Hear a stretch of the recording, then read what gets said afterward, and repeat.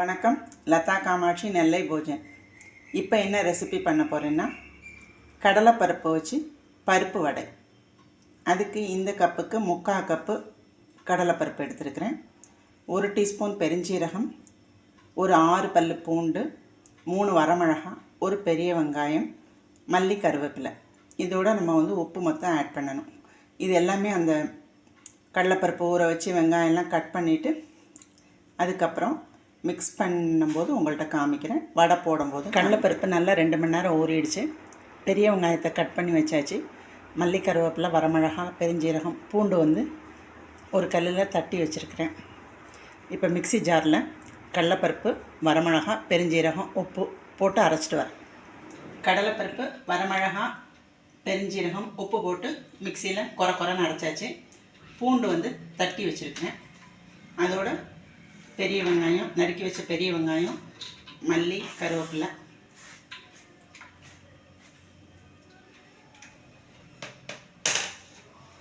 ஒரு ஸ்பூன் பச்சரிசி மாவு எடுத்துருக்கேன்.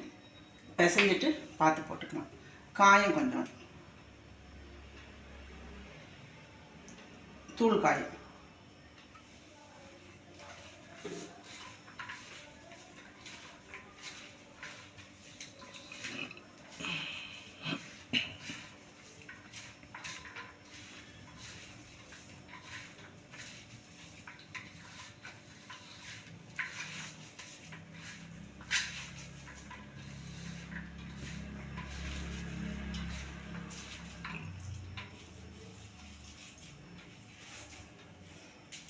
இந்த அரிசி மாவு 1 ஸ்பூன், முதல்ல 1/2 ஸ்பூன் போட்டேன்.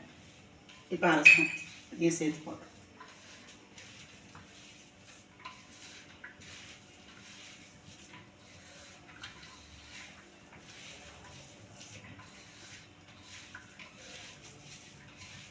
நல்லா பிசைஞ்சு விட்டுக்கோங்க. எல்லாம் நல்லா கலந்துக்கட்டும்.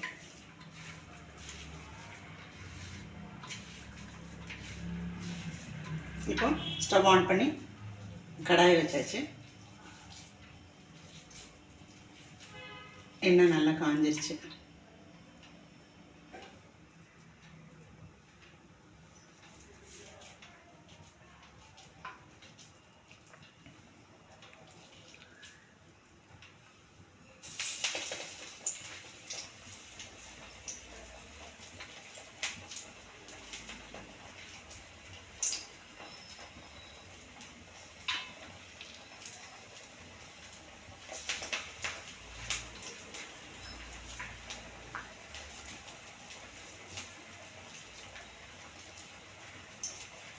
ஸ்டவ்வில் சிம்மில் வச்சுட்டே போடுங்க.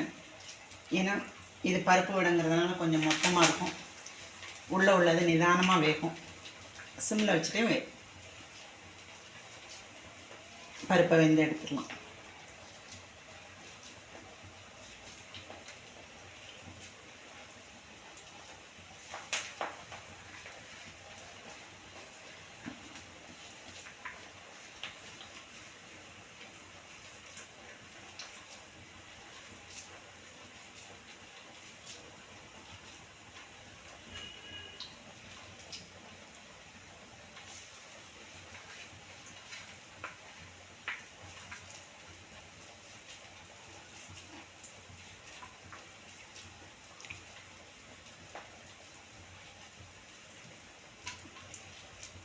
இது போட்டுட்டு எடுக்கும்போது நான் உங்கள்கிட்ட காமிக்கிறேன்.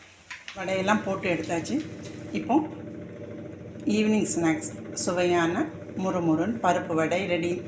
இந்த ரெசிபி பிடிச்சிருந்துன்னா நீங்களும் இதே மாதிரி செஞ்சு சாப்பிட்டு டேஸ்ட் பண்ணுங்கள். இந்த வீடியோ பிடிச்சா லைக் பண்ணுங்கள், ஷேர் பண்ணுங்கள், சப்ஸ்கிரைப் பண்ணுங்கள். நன்றி.